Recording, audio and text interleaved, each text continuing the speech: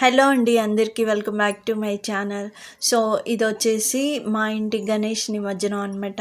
ఆదివారం నేను పూజ చేసుకున్న తర్వాత నైట్ దీపారాధన చేసి ఉద్వాసం చెప్పేసి తర్వాత ఇక మార్నింగే గణేష్ని అయితే నిమజ్జనం చేసాము పసుపు గణపై అని. ఎందుకు అంటే ఇక ఎలాగో 1 డే సరిపోతుందండి. సో అందుకోసం అని చెప్పేసి మళ్ళీ మండే నుంచి మేము వర్క్ వెళ్తున్నాం కాబట్టి పొద్దున్నే మాకు కుదరక మా బాబు ఫ్రెష్ అప్ అయిపోయి రెడీ అయిన తర్వాత ఇంకా దేవుడి మందిరంలోకి వెళ్ళి వాడే చక్కగా టబ్బు పూజించుకొని చక్కగా వాటర్ పట్టుకొని పసుపు కుంకుమ వేసి మంచిగా గణపతిని అయితే సాగనంపాడు అనమాట. సో అదొక చిన్న క్లిప్ కింద యాడ్ చేసేసుకొని ఇంకా వీడియో తీసుకున్నాను అనమాట.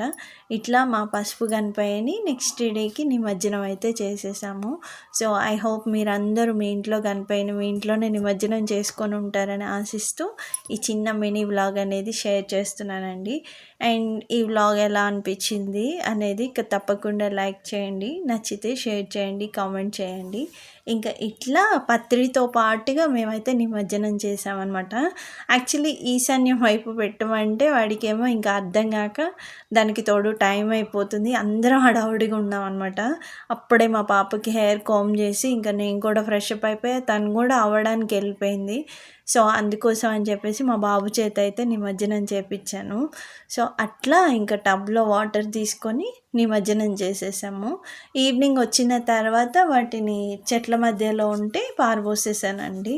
సో ఇక్కడ చెరువులు బావులు మనకు అందుబాటులో ఉండవు కాబట్టి సో నేనైతే ఇట్లాగే నిమజ్జనం చేస్తానన్నమాట. ఇది మా ఇంటి గణపయ్య నిమజ్జనం. నచ్చిందా, ఎలా ఉందనేది కామెంట్ చేయండి. మరొక మంచి వీడియోతో కలుస్తాను. ధన్యవాదాలు. నమస్తే.